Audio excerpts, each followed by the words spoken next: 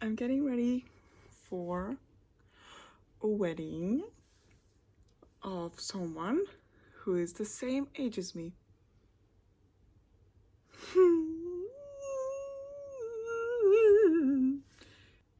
That is crazy though, that's crazy, right? I already did my hair. It's like that.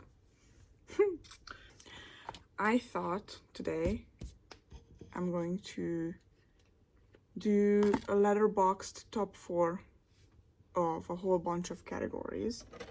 So not just movies, but a whole bunch of random things that I can have a top 4 of. So obviously the first one is movies, and I'm just gonna tell you guys my letterboxd top 4.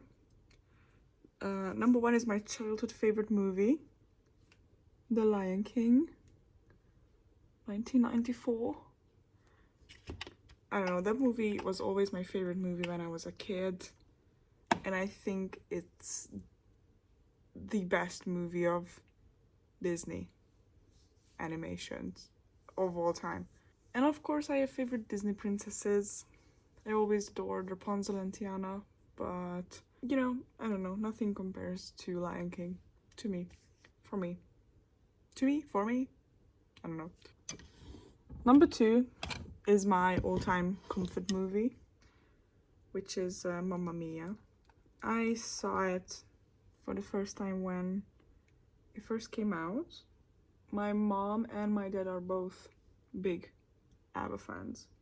So when it came out, we were buying it. So it was 2008, I was 4 years old, and I haven't been the same since then. Number 3, I am a very, very, very big fan of animated movies.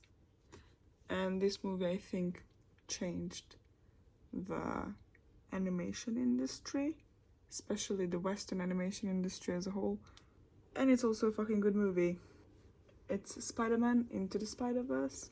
I could add Across the Spider-Verse, but that to me isn't, like, it really annoys me that it's not a whole movie. It ends on a cliffhanger. That's very MCU. And Into the Spider-Verse, you can watch it as just like its own installment.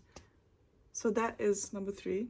And number 4 is the one I always struggle with, because I have multiples. Like, I could add something that I've recently seen and really stuck with me. I could add ones that I like.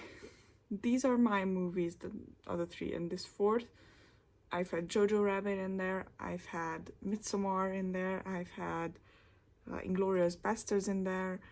I could add a movie that is just objectively a goated movie, like Fight Club or Dead Poets Society. So I'm always switching that one around, but currently it's Obsession. I watched it and I wanted to wait a little while before I add it, just to make sure that I'm actually as encapsulated by it as I originally felt. And it's true. It's an amazing movie. It's a horrifying movie. It's very good. And with that teeny tiny budget they had, they made history, I think. I think the horror genre is changing and is becoming more mainstream and getting more appreciated by, you know, like awards. So I really hope that this one, because I feel like this one is just a very big cultural phenomenon. I've seen people doing TikTok dances to Nicki crying. That is insane. How out of touch do you have to be to do that? Oh my god. But it is a big phenomenon, so I hope that, you know, it's changing the culture. Second category, music artists. Now with this one I have an obvious number 1, or 2 obvious number 1s, but I'm gonna be saying Hungarian artist as well. So number 1 is One Direction, and even though I am not listening to them as much as I did when I first discovered them, they have altered my life in a way that, you know, they have to be in there. I could add in just one of them. Like Louis is my favorite, but I listen to Harry's music the most. Da, da, da, da. No, it has to be One Direction. Goated. The other very obvious choice is a Hungarian rapper called Krubi.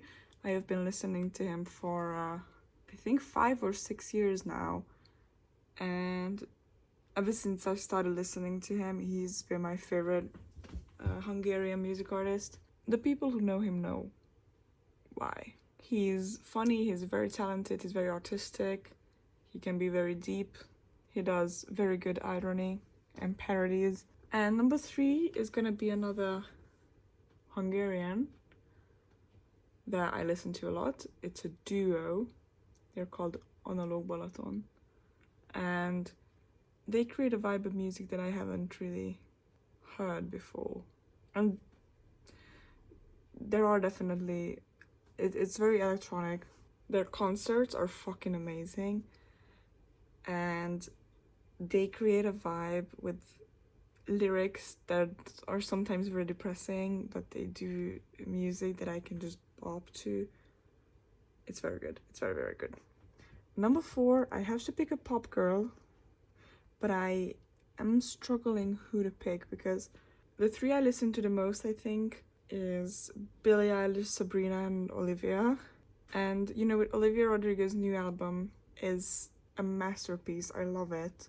And then there is Sabrina, who I've started listening to last year, I think, and her Man's Best Friend album is just, it's so good.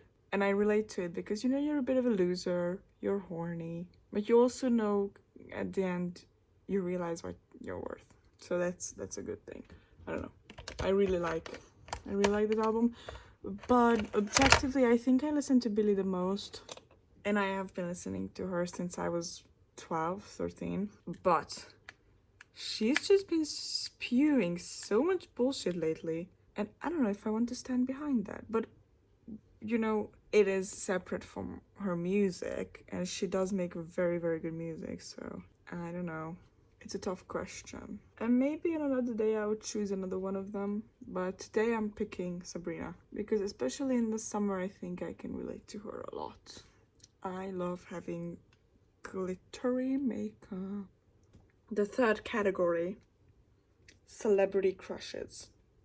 Now, a celebrity crush can be a very niche thing because there are celebrities who I think are incredibly attractive, like Michael B. Jordan in Sinners, or Brad Pitt in Fight Club, or just a whole bunch of other people who are just gorgeous, beautiful, wow.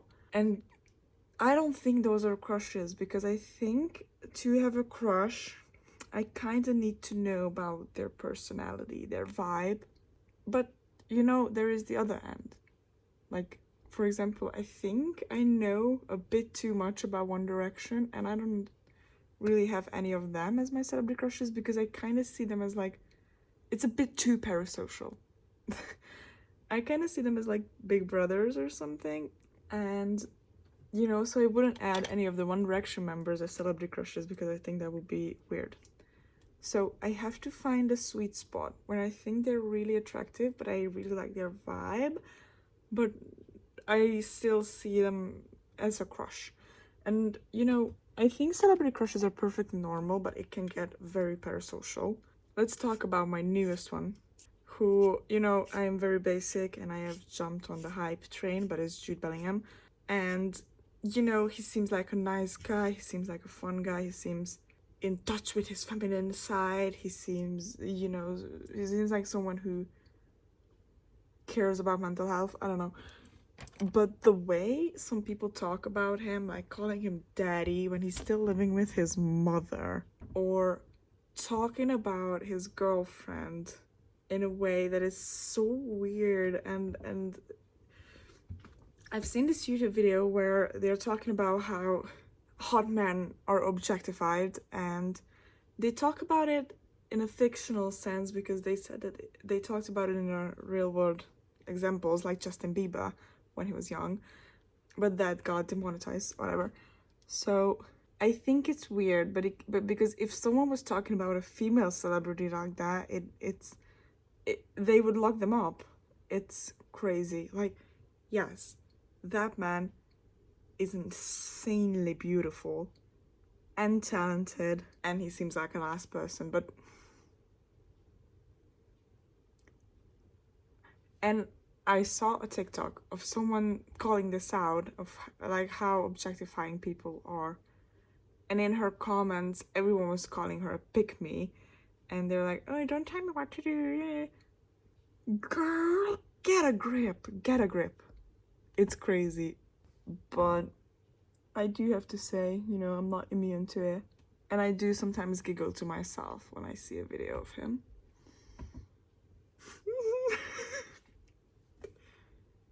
But, you know, I didn't understand why he's dating such an older woman who's going to be 30 next year. But honestly, she seems like, I watched her TikToks. I watched her TikTok reposts, and she seems funny. She seems like a nice girl. And she's gorgeous. Oh my god. You look like the 4th of July. So I hope they're happy. The second one is going to be someone who was mentioned in the previous category. It's going to be Krubi. He's my Hungarian crush, and I know he's married with a child, and I'm really happy for him because based on his music, he needed a bit of happiness in his life, and he's right on the line of, you know, I know too much about them to be a crush, but I don't know. And you know, you have to include a Hungarian person in there.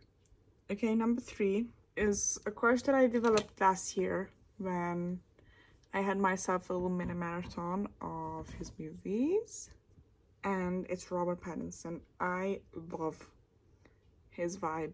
He's such a menace to society, and he's so funny, and he's insanely talented. Like, I watch interviews with him when he's just a little gremlin, and then I watch him in Batman and I shit myself.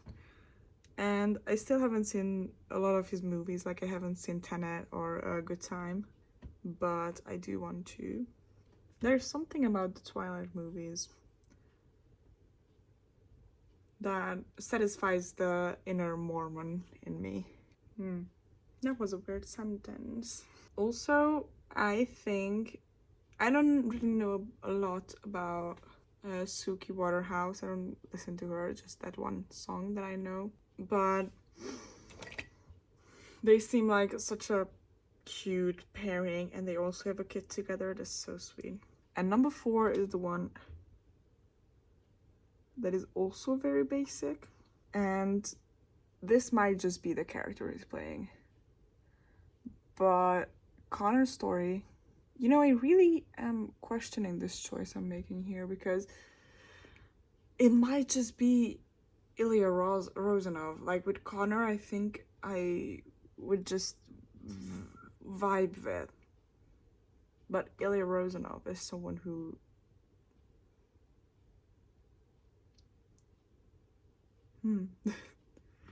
so maybe we should switch him out. But to who?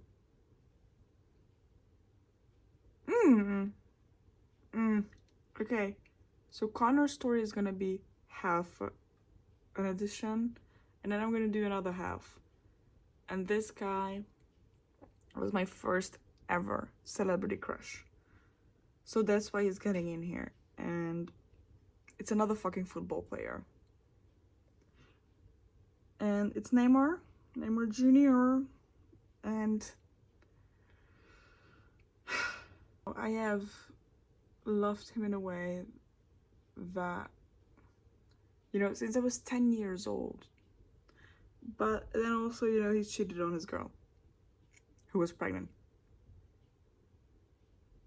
Ew.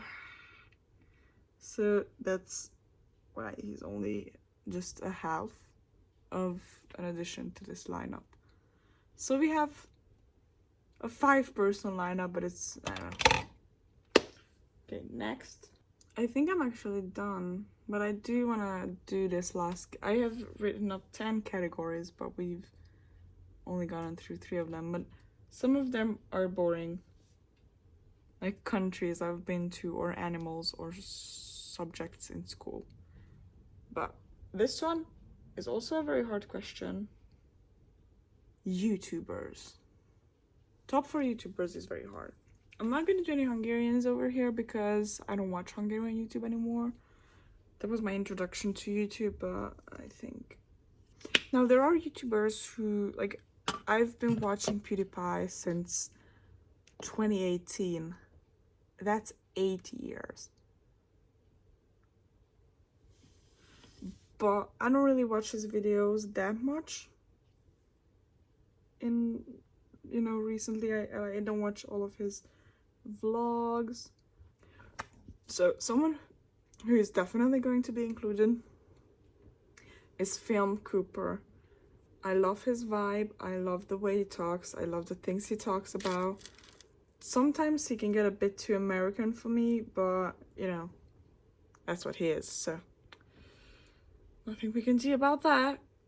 And now I'm thinking, because there's a lady, Comic Chris, who I only watch the true crime videos of, so I don't know. But I think I'm gonna add her in there because, every time she uploads, I watch it if it's a true crime video. No, I don't know. She's gonna be in the maybe pile. Another one who is a definitely is Dead Meat. Dead Meat got me into horror, and they do say that the kill counts are never meant to replace the movie. I haven't seen a lot of those movies, but some of them I watched because of those. And I did start watching horror movies because of Dead Meat, and I have an appreciation for the genre and just filmmaking in general because of them. So it's a go-to channel, and I don't know, it's such a quality type of content. There's just so much effort and love in every single detail of that channel. I love it. I'm gonna put maybe pile Danny Gonzalez. He's my favorite out of the 3. So I'm also gonna put Shafila's Productions into the maybe pile. Oh, that's too many, man. Many, man. I'm gonna add in PewDiePie, just for the sake of it. Just how I added, my childhood favorite movie and my first ever celebrity crush. We're gonna add PewDiePie. I'm thinking... Now, Comic Chris, I already have a horror-esque vibe in there. I don't know if I want to add 2. Even the true crime and horror are different. They sometimes intertwine. They get inspired by one another. And with Danny, I already added a commentary YouTuber in there. But he's so fucking funny. And I have been watching him for a while now. And there's Sheffield Productions, but I already did a channel about movies, but he's mainly talking about animated movies. But Danny is just so damn funny. I'm gonna add in Danny. And can I find the back of this fucking earring? I'm gonna add in Danny, and Sheffield Production gets a very, very close 5th place.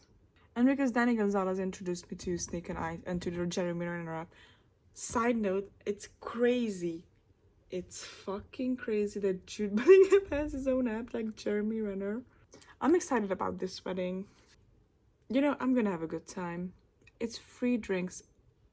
Oh my god. My parents left and I don't have any cash. Fuck.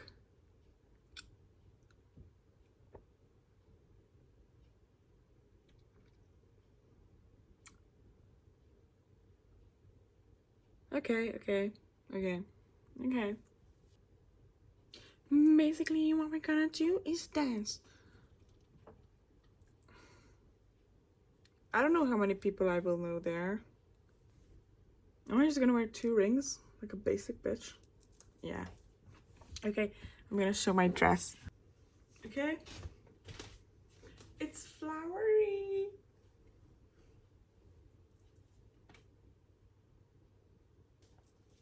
you know, there are places that is big, but it also, like, it's big here, but it's still small for my boobs, but then it's also big on my waist. But I don't care. I like the way it looks. I really like these flowers over here. Okay, so now what's the time now? Fuck, I have almost an hour to kill. I am going to play on my iPad and read some gay fanfiction. Okay, thank you for watching. Give me your top 4 things in these categories down below.